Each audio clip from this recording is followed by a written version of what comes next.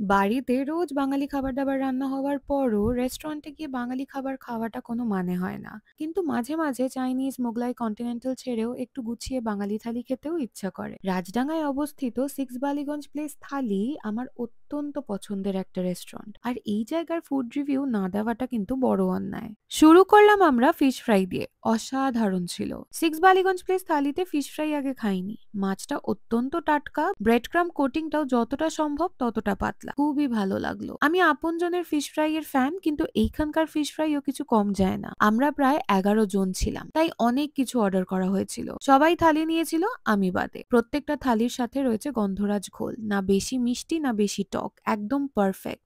আর গন্ধরাজ লেবুর গন্ধটা তো বড় সুন্দর লাগে। সবাই নিয়েছিল সবুজ দ্বীপের রাজা নামে স্পেশাল ভেজ থালি, আর তারই সাথে নিজের পছন্দ মতো মাছ মাংস যে যা খাবে আর কি। আগে চলে এলো একেবারে গরম ফুলকো লুচি, তারপর ছোট আলুর দম, ফুলকপি কড়াইশুঁটি দিয়ে তরকারি, বেগুন ভাজা, ভাত, সোনা মুগ ডাল, শুক্তো, পটল পোস্ত, ছানার ডালনা, সবজি পাতুরি, টমেটোর চাটনি। বাকি মিষ্টি ঠিষ্টি পরে এসেছিল খাবার শেষে। আমি থালি না খেলেও সবার থেকে ফিডব্যাক নিয়েছি, আবার একটু একটু করে চেখেও দেখেছি। গরম বেগুন ভাজা দিয়ে লুচি, রুটি, পরোটা সবই ভালো লাগে, সুতরাং এটা নিয়ে বিশেষ কিছু বলার নেই। ফুলকপির রসাটা দারুণ লেগেছে আমার, লুচি দিয়ে আরো ভালো লাগছিল। এই খাওয়া দাওয়াটা তখন হয়েছিল যখন শীত ছিল কলকাতায়, তাই ফুলকপির যে কোনো কিছু খেতে ভালো লাগারই কথা। ভাজা মশলা দিয়ে বানানো আলুর দমটা ঠিকঠাক লেগেছে আমার। আমি খুব একটা আলুর দমের ভক্ত এমনিতেও নই। শুক্তো ডাল দুটোই বেশ সুন্দর খেতে, পটল পোস্তটাও দারুণ লেগেছে। এই তিনটে পদই একেবারে হালকার ওপর ছিল, খুবই সিম্পল কিন্তু সুন্দর খেতে। ছানার ডালনাটায় গরম মশলা আর ঘিয়ের গন্ধটা দুর্দান্ত লাগছিল। কোপ্তাগুলো ভীষণ নরম, আর ভেতরেও কিন্তু মশলার স্বাদ ঢুকেছিল। বাইন্ড করার জন্য যে খুব একটা ভুসি জিনিস ব্যবহার করা হয়নি সেটাই ভালো লাগলো। আর হ্যাঁ, ডালনাটা ডালনার মতোই খেতে ছিল, ঝোল হয়ে যায়নি।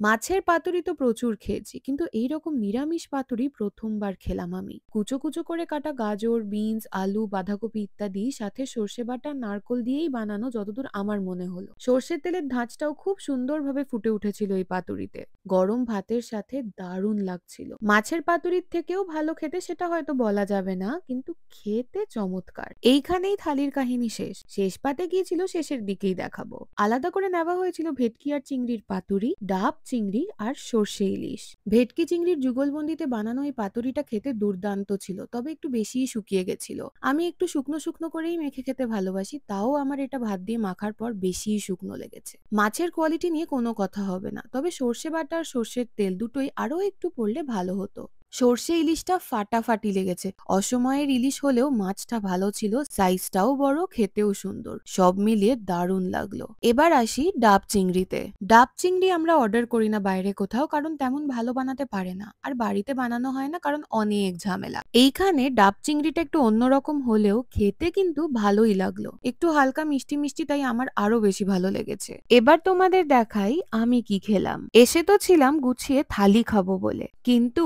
মেনুতে লুচি মাংসর কম্বো দেখে মাথা খারাপ হয়ে গেল। আবার কড়াইশুটির কচুরিও খেতে ইচ্ছা করছিল, তাই ওনারা আমাকে লুচির জায়গায় কড়াইশুটির কচুরি আর কষা মাংসের একটা কম্বো বানিয়ে দিলেন। কি সুইট কি সুইট! কষা মাংসটা দারুণ ছিল, সেটা আশা করছি মাংসর রংটা দেখেই বোঝা যাচ্ছে। মশলার পরিমাণ এত সুন্দর কি আর বলবো। রান্নাও করা হয়েছিল খুব যত্ন করে। মাংসটা সেদ্ধও হয়েছিল খুব ভালো। প্রথম গরসেই একেবারে প্রেমে পড়ে যাওয়ার মতো ব্যাপার স্যাপার। টুকটাক এইদিক ওইদিক থেকে টেস্ট করতে করতে পেট ভরে গেলেও কচুরি আর মাংসটা বড় তৃপ্তি করে খেলাম। যেই ভেজ থালিগুলো নিয়েছিলাম না, সেটার শেষ পাতে ছিল টমেটোর চাটনি, পাঁপড়, পান্তুয়া আর দই। দইটা বাড়ি নিয়ে এসে খেয়েছিলাম, কারণ পেটে তো আর জায়গা ছিল না। লাল দইয়ের মতোই অনেকটা খেতে, তবে লাল দই নয়। খুবই ভালো ছিল দই আর পান্তুয়া দুটোই। যা খাওয়ান খেলাম এখানে, বিশ্বাস করবে কিনা জানি না, পরের দুপুর অবধি একটুও আর খিদে পাইনি।